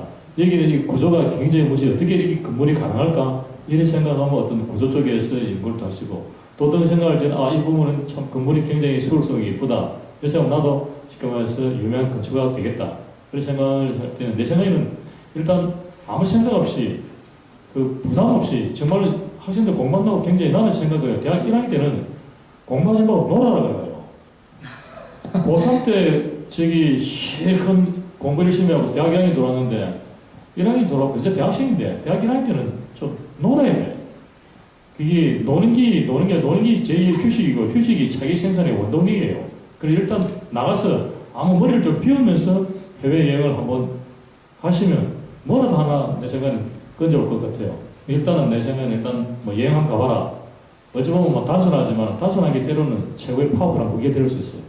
그렇게 내가 말하고 싶어요. 교수님께서 말씀하시는 부분은 이제 세계 여러 나라를 돌아다니면서 너가 키울 수 있는 안목을 좀 키웠으면 좋겠다라고 말씀하시는 것 같아요. 그런 어떤 편안하게 이렇게 다니면서 혹시 대표님은 혹시 조언이 생각이 났습니다. 네네. 고영성 건축가 오늘 전 오프라인으로 처음 봤는데요. 네네. 온라인으로 상당히 오래전부터 봤습니다. 이분의 블로그를. 그 말은 역으로 한번 얘기해보면 성함이 어떻게 되시죠? 김상진이요. 저는 이상묵인데 어떤 사람들은 저를 그냥 묵상하라고 부릅니다. 왜냐하면 제 블로그의 닉네임이 묵상하거든요. 그 묵상하의 블로그를 올해로 10년째 하고 있는 것 같아요. 그러니까 그 말이 무슨 얘기냐면 상진 씨? 네. 상진 씨만의 이야기를 한번 지어봐라. 그리고 상진 씨만의 어떤 생각을 채널에 한번 담아봐라. 그 채널은 저희 때는 블로그밖에 없었지만 지금은 페이스북도 있고 인스타그램도 있고 브런치도 있고 되게 다양하게 있잖아요. 거기에 어떻게 보면 내 향기를 집어넣는 거죠. 내 생각의 향기를 집어넣다 보면 고용성 건축가의 향기에 제가 취해서 이 블로그를 본인은 모르시겠지만 자주 가서 봅니다. 그 부분은 요즘 무슨 생각을 할까? 어떤 고민이 있고 어떤 해법을 찾았을까? 좀 무서운데요? 좀 무서운 거 아닌가요? 그 말이 무슨 얘기냐면 학창 시절에는 좀 못했던 것 같아요. 사실 블로그를 시작한 거는 부모님이 어떻게 보면 사업을 하는 데 도움을 드리고자 시작했던 거고 만약에 제가 학생 때부터 그 일을 했다면 어땠을까라는 생각을 좀 가져보거든요. 그때 요즘 뭐 쇼핑몰을 하는 대학생 친구들도 많다고 네. 하는데 자기만의 어떤 투영된 어떤 뭐 브랜드까지는 아니더라도 그거를 이렇게 축적해서 쌓는 뭔가를 꼭 보여줄 필요는 없지만 계속 축적하는 훈련들을 기록하는 훈련들을 하는 거는 큰 도움이 되실 거라고 생각합니다. 그건 제가 장담할 수 있습니다. 제가 직업적이 아니더라도 예. 영화 리뷰 뭐 이런 예, 맞습니다. 예, 바로 그런 겁니다. 예. 나온 김에 한마디만 더 할게요. 제가 이거는 우리 건축공학과 학생뿐만 아니고 모든 학생한테 될 수 있는 이야기가 될 수 있는데 오히려 그래도 자기 베이스하고 가지면 더 시너지 효과를 가질 수 있는데 난 학생들하고 항상 이야기해요. 이제 학생이니까 학생들이 큰 장점이 있어요. 다른 누구보다도. 우리는 지금 못해요. 지금 하려면 나 정예퇴제 나오는데 나도 한번 해볼까라는 생각을 가지고 있는데 한번 또라이 되라고 생각을 해요. 이거 또라이는 말이 나쁜 말이 아니고 제 말은 그 또라이라는 건 나쁜 말이 아니고 그쵸. 거기다가 집중하고 열정이라는데 내 말은 뭐냐면 그 랭귀지에 의학에 한번 미쳐봐라고 이야기했습니다. 그 말은 선지국 같은 영어 말고 있어요. 몽고 같은 데 만약에 학생이 내가 지금 만약에 학생 나이거든 몽고어를 한번 배워보겠다. 그래서 만약에 건축공학 같은 나중에 몽고 좀 되면 몽고 건축공학을 한다 그러면 누구보다도 최고의 엑스퍼트가 될 것 같아요. 그래서 능미하지 않는 랭귀지 같은 거 한번 조금이라도 지금 예를 내가 한번 이야기해 볼게요. 이 말이 무슨 말이겠어요? 비비르 우르스 에쇼 되게 쉬운 건 아닌 것 같죠? 어렵죠? 이 독일어 와타미진나와예요. 그러니까 이 말을 쉽게 독일어 하니까 사람들 우우하지 보이지만 영어로 와타미진나와 하면 지나가는 할머니도 시계 봅니다.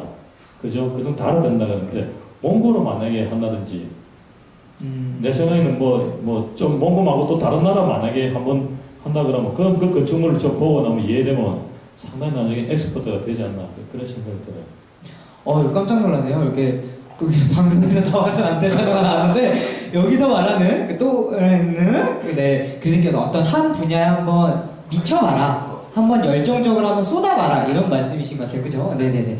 그럼 이렇게 우리 상진 학생이 한번 또 돼서 한 분야에 미쳐봤으면 좋겠습니다. 네.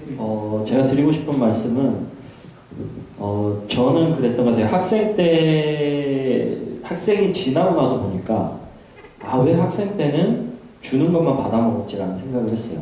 그래서 사실 예전에 저를 가르치셨던 교수님 중에 한 분이 뭔가를 질문을 하고 나서 학생들이 그건 왜 그런가 이렇게 물어보면 그건 네가 찾아봐야지 라는 항상 그런 대답을 하셨어요. 근데 나중에 그걸 도서관 가서 제가 막 찾아보고 뭔가를 책을 뒤져보고 심지어 다른 학 도서관 가서 그 책을 찾아서 보고 그렇게 했던 것들이 나중에 남더라고요.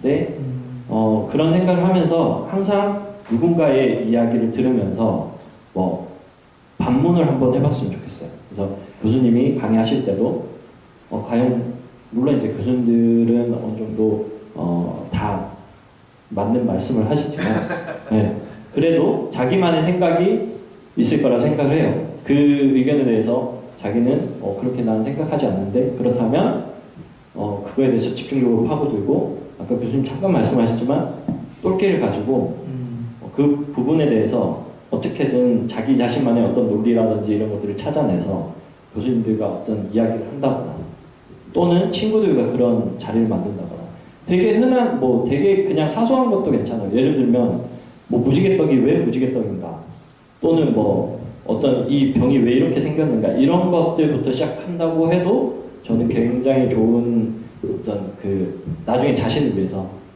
연습이 되지 않을까 훈련이 되지 않을까 그렇게 생각을 합니다. 네, 우리 학생 질문 되게 좋아하는데 제가 저도 이제 저 전공이 원래 행정이었는데 제가 부모님한테 전공이 맞지 않는 것 같아요. 제가 어떻게 살아야 할지 모르겠어요라고 이렇게 말씀을 드렸어요. 저도 사업을 하고 있는데 사업을 어떻게 해야 될지 모르겠어요라고 했을 때 부모님이 저한테 나도 어떻게 살아야 될지 모르겠어. 네가 하는 고민 너무나 당연한 거다라고 말씀해 주셨는데 우리 학생이 하고 있는 고민은 너무나 당연한 것 같아요. 내가 어떤 경험을 가져야 되고 어떻게 살아야 할지 그런 고민하는 건 너무나 당연하고 여기 있는 이제 선배, 인생 선배로서 이제 하신 말씀을 잘 새겨 들어서 나만의 좀 인생 이야기를 만들었으면 좋겠다라는 이야기가 이렇게 공통적인 이야기인 것 같아요. 그래서 우리 상진 학생이 이제 이 이야기를 듣고 좀 자신만의 이야기를 만들어가는 좀 인생을 살면 어떨까라고 네 생각을 하게 됐어요. 혹시 또 질문 있나요? 네네. 오늘 질문이 많네요. 원래 질문이 많이 없거든요. 우리 대표님도 교수님께서 말씀 잘해주셔서 네 질문이. 약간 융합 이야기가 나와서 말인데 네. 그 회사에서 필요한 건축과 이에 따른 어떤 전공 학생이 있나요? 아 그 우리 지랩 대표님께 질문하시는 거죠? 저희 회사 네. 네네. 특히 저가 통계과인데 통계과가 필요한지 통계과. 통계과. 알겠습니다. 저는 확실히 이제 지랩은 건축 회사다 보니까 건축학과 그리고 요즘은 이제 환경 디자인학과, 산업 디자인학과 이렇게 폭이 좀 넓어지는 것 같긴 한 것 같아요. 그리고 스테이폴리오는 사실 전공과는 무관하게 뽑고 있어요. 사실 저도 IT 베이스가 아니고 저희가 하고 있는 일들이 다 새로 하는 일이라고 저는 생각을 해서 최대한 직무에 맞는 분을 선정을 하려고 하고 있고 그 직무에 관련된 뭐 학과라든지 직무에 관련된 경험이 있는 사람들을 우선해서 선정하고 있습니다. 네 혹시 답이 되셨나요? 통계도 혹시 필요한지. 아 이거 면접 보러 오신 거 아니에요? 네네. 어쨌든 채용에 관심이 있으시다면 저희 스테이폴리오에는 채용을 상시적으로 이제 페이스북 같은 데 오픈하거든요. 그때 지원해 주시면 저희가 검토해 보겠습니다. 아 혹시 몇 학년이세요? 4학년. 아 4학년. 취업준비생이라 그래서 실적으로 네 통계과 학생이 물어본 것 같아요. 네 우리 이제 마지막으로 이제 우리 대학생 MC 두 분이 이제 진짜 궁금한 거 이제 마지막으로 한번 질문 한번 해볼까요? 한 분씩. 그러면 정말 마지막으로 대표님 두 분께 질문 드리고 싶은데요. 그쪽 분야의 진로를 가지고 있는 학생들이 취직을 하고 취준생이 되어서 힘든 시기를 겪을 때 이것만은 포기하지 말고 열심히 준비를 해라 라고 할 만한 그런 어떤 게 있을까요? 그쵸. 취업준비생들이 요즘 많이 이제 취업난이잖아요. 뭐 그런 부분에 대해서 이제 어떤 걸 준비하면 좋을까 뭐 이런 이야기를 한 것 같아요. 네 우리 권순 대표님부터 네네. 뭐 그런 것 같아요. 자기가 아까 뭐 계속 이야기를 했는데 자신이 뭘 하고 싶으니까 가장 중요한 것 같아요. 그래서 자기가 하고 싶은 일이면 아마 포기 안 할 거예요. 그런데 요즘 이제 설계를 하는 학생들이 많이 없어요. 왜냐하면 힘들기 때문에. 근데 사실 지랩도 그렇고 저희 사무실도 그렇고 젊은 건축가들 사이에서는 설계비에 대해서 그렇게 뭐 덤핑으로 수주를 한다거나 이런 사무실들이 아니에요. 근데 뭐 조금 죄송한 말이지만 선배들 중에서 그런 분들이 굉장히 많았기 때문에 지금 그게 그 여파들이 후배들까지 이렇게 가는 거거든요. 근데 앞으로 조금씩 더 나아질 거라고 보고 자기가 하고 싶은 일에 대해서 확신을 가지라고 말씀을 드리고 싶고 그게 과연 지금 당장 설령 굉장히 박봉일일지라도 물론 이제 부당한 대우를 받아서는 안 되죠. 부당한 대우를 받아서는 안 되는데 박봉일일지라도 어느 정도 자신이 견딜 수 있을 만큼은 견디고 그 다음에 더 좋은 후배들을 위해서 더 좋은 환경을 만들기 위해서 노력을 하면 더 좋을 것 같아요. 네. 네. 진짜 이런 거 좀 무거운 것 같습니다. 주제가. 그죠 주제가 어렵네요. 주제가 네. 참 어려운데 절실함에 대해서 한번 얘기해 볼게요. 절실함. 절실함. 예, 절실함. 저도 대기업에 지원을 해봤고요. 공사에 지원을 해봤어요.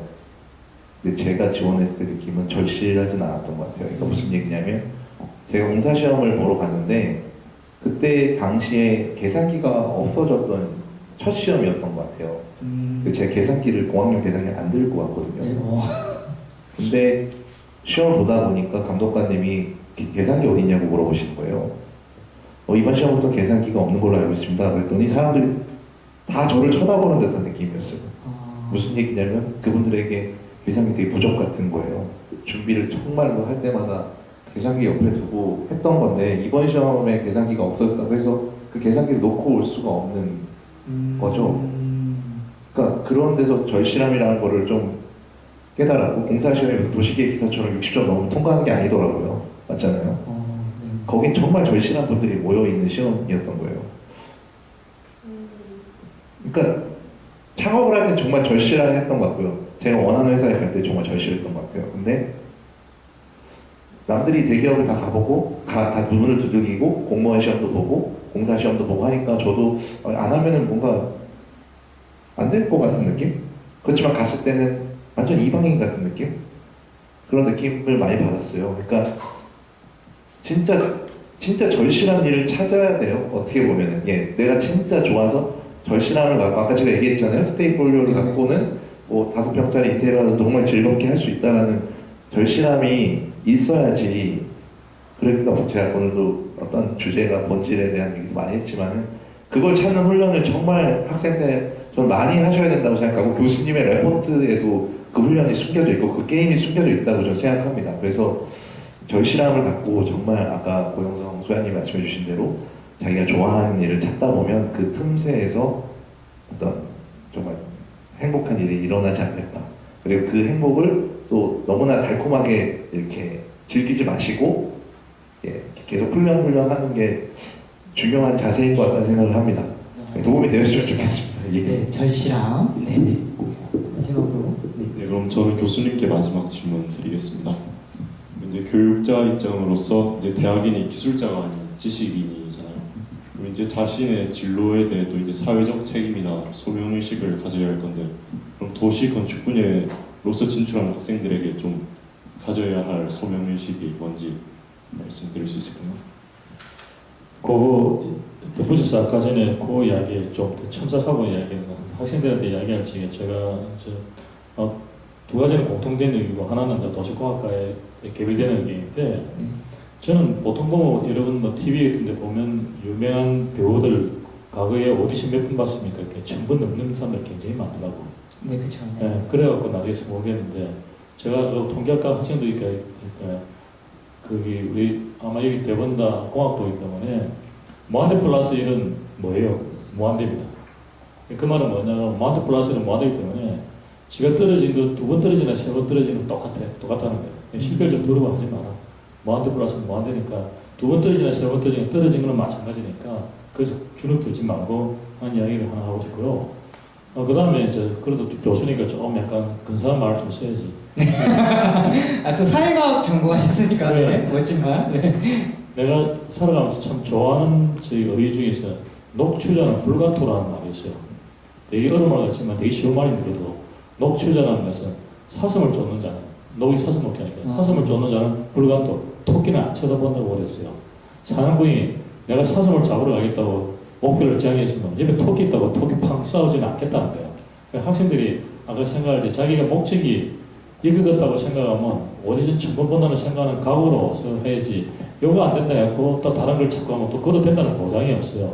그래서 그 이야기를 하나 두 가지 공통된 이야기를 하고 싶고 그다음 우리 도시공학과하고 또 이 건축공학과나 이 건설 분야에 다 마찬가지인데 사회 보는 시각이 건설이나 이런 이야기 하면 이 좀 토목이나 파괴 이래 생각하는데 아니에요. 오히려 지키기 위해서 현상을 유지하기 위해서 그 사람들한테 삶을 질을 주기 위해서 개발을 하는 거지 파괴하기 위해서 개발하는 건 아무것도 없습니다. 그래서 친환경 생각이 지금 대부분 다 세계에서도 친환경 도시를 만드는 사람들이 전공이 환경을 전공했느냐 사회학을 전공했느냐 아니에요. 대부분의 건축이나 토목이나 도시 전공의 사람이 다 친환경 도시를 만들고 친재생을 만들고 만드는 거예요. 그래서 그런 것에 대해서 너무 주눅이 들지 말고 하고 싶은 거는 역시 우리가 키워드는 뭐냐면 친환경이니까 친환경은 항상 갖고 이 이야기하면 그렇게 뭐 개발해라 이런 뭐 말에 되게 두려워할 거 없고 아까 우리 이상국 우리 선생님께서도 얘기했어요. 3층 제주도에서 3층 이상은 지금 안 지겠다는 걸 저기 건축가의 고집이 있는 거거든요. 그게 철학이라고 생각해. 집은 뭐 클라이언트 좋은 소리를 들을 수 있겠지만 전체 바란스를 통해서 나는 이런 집을 하겠다는 것도 상당히 어떤 철학이니까 마찬가지로 그것도 친환경을 염두에 둔 거거든요. 주변에 도시 경관은 미관하고 서로 바란스 맞춰야 되는 거거든요. 그래서 개발하더라도 역시 환경이나 코드는 절대 잊지 마라. 그런 이야기 해주고 싶어요. 네. 교수님께서 또 말씀해 주셔가지고 네. 학생들한테 이 진로 멘토링 TV가 많이 도움이 되었으면 하고요. 건축공학 전공 학생들과 건축공학을 꿈꾸는 많은 사람들까지 도움이 되었으면 합니다. 이번 2017년 9월 진로 멘토링 TV 건축공학 이것으로 마치도록 하겠습니다. 감사합니다.